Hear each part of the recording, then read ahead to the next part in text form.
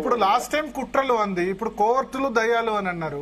అంటే ఈ విషయం తండ్రికి చెప్పాలి, ఇది మీడియాలో చెప్పేది కాదు అంటున్నా నేను. సో అట్లా మాట్లాడి ఉండాల్సింది కాదు. ఆ మీడియాలో ఎందుకు చెప్తారు? ఇప్పుడు అటాక్ ఎవరి మీద? దేవుడు అని చెప్పి దేవుని పక్కన దయ్యం ఉన్నది అంటే దేవుని మీదనే కదా అటాక్. ఓకే, కాబట్టి ఇది సీరియస్ అంశం. ఇది మాత్రం చెవులో చెప్పాల్సి ఉండే. ఆమె లేఖ బహిరంగ రాసినా కూడా ఏం కాదు, మాలాంటి వాళ్ళు సంతోషపడే వాళ్ళు. 25 ఏళ్ల తర్వాతైనా ఈ పార్టీలో ఒక వ్యక్తి మంచి సూచనలు చేశారని నాలాంటి వాడు సంతోషపడే అంశం. అదేమో బయట చెప్పలేదు, అది అంతర్గతంగా రాసింది. అంతర్గతంగా చెప్పాల్సిన అంశాలను బయట చెప్పింది. రెండవది ఇంకొక ఎజెండా అనేది బయటికి ప్రొజెక్ట్ అవుతున్నది, ఇష్టం ఉన్నా లేకున్నా. బట్ నేను ఐఎమ్ ద హ్యాపీయెస్ట్ పర్సన్. కవిత గారు కనుక సామాజిక తెలంగాణ లక్ష్యంతో ఓ ఫోరం పెట్టినా, జాగృతి తరఫున టేకప్ చేసినా, I like it very much. వేరే పార్టీ పెట్టినా సంతోషిస్తారా మీరు? తప్పేమున్నదండి? డిఎంకే అన్నా డిఎంకే లేవా తమిళనాడులో? తప్పేమున్నది? కాంగ్రెస్ కు బీజేపీకి బాధ గాని మాలాంటి వాళ్ళకి ఏం బాధ? అయితే ఇటు లేకపోతే అటు ఉద్యమకారులే కదా, ఆమె కూడా ఉద్యమకారునే కదా. పార్టీ పెడితే తప్పేమున్నది? మీరు పార్టీ పెట్టాలని ప్రోత్సహిస్తారు. అయితే నేను ఎప్పుడూ హరీష్ గారే పార్టీ పెడితే బాగుండేదని అనుకున్నా, ఆయన మినిస్టర్ గా పక్కకు పెట్టినప్పుడు. ఎందుకంటే ఈ పదవి అనేది జాతీయ పార్టీలో పోవద్దు, ముఖ్యమంత్రి అనేది తెలంగాణ లోపలనే ఉండాలి అని అనుకున్నా. కానీ ఆయన ధైర్యం చేయలేదు, ముందుకు రాలేదు. కాదు మీరు అట్లా మాట్లాడితే వెళ్ళిపోతా అంటున్నారు. అయ్యో అయ్యో అయ్యో, నేను ఇట్లా వెళ్ళిపోతా ప్రకాష్ అన్న. నా అభిప్రాయం చెప్పిందబ్బా, సరి చేసుకోవడానికి.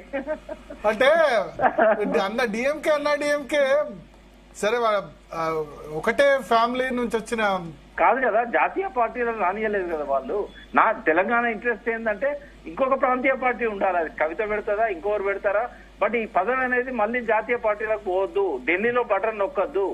ఇక్కడ మన వాళ్ళే మనల్ని పరిపాలించుకునే స్వయం పాలన కావాలని తెలంగాణ కొట్లాడింది. ఇప్పుడు స్వయం పాలన లేకుండా పోయింది. దయాకర్ పార్టీ పెట్టినా నేను సంతోషిస్తా. స్వయం పాలన కావాలి మనకు, పరాయి పాలన వద్దు. ఓకే, అంటే వేరే పార్టీ రావద్దు. అంటే నేను జాతీయ పార్టీ కాకుండా ఈ పదవి, ముఖ్యమంత్రి పదవి అనేది ఇంటర్నల్ గానే తెలంగాణ వాళ్ళ చేతుల్లో ఉండాలి, ఉద్యమకారుల చేతుల్లో ఉండాలి. ఒకవేళ కేసీఆర్ గారి ఫ్యామిలీలో అయితే నేను సంతోషిస్తా కూడా. సంతోషిస్తారు? ఏ సార్, వై నాట్? ఉద్యమకారులు, ఉద్యమ రక్తం, తప్పేమున్నది? కానీ ఇప్పుడు వాళ్ళిద్దరి మధ్య చెల్లితే కాంగ్రెస్ బీజేపీకి లాభం. ఏం లాభం కాదు, ఎందుకైందండి? ఇప్పుడు ఒకవేళ హరీష్ రావు గారు పార్టీ పెట్టుంటే రేవంత్ రెడ్డి ఎక్కడ వచ్చేవాడు? ఇక్కడ ఉన్న అసంతృప్తి అంతా ఆయన దిక్కుపోయేది తప్ప కాంగ్రెస్ కు బీజేపీకి ఎందుకు పోయేది?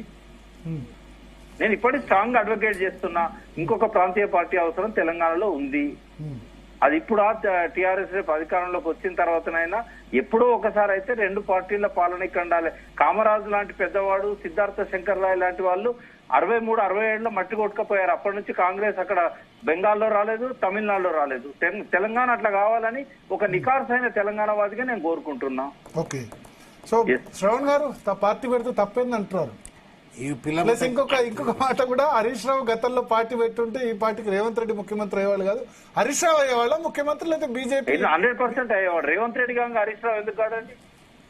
రేవంత్ రెడ్డి హరీష్ రావు గారి వెహికల్ ముందట మా కార్యకర్తగా డాన్స్ చేసిన వ్యక్తి. సరే, ఇవన్నీ ఎట్లుంటాయంటే తెలుగులో సామెత ఉంటుంది, పిల్ల పుట్టక ముందే కుల్ల పుట్టిండ్రని, లేకపోతే ఆల్లేదు కుల్ల కుడితేనే పిల్ల బయటకు వస్తుంది.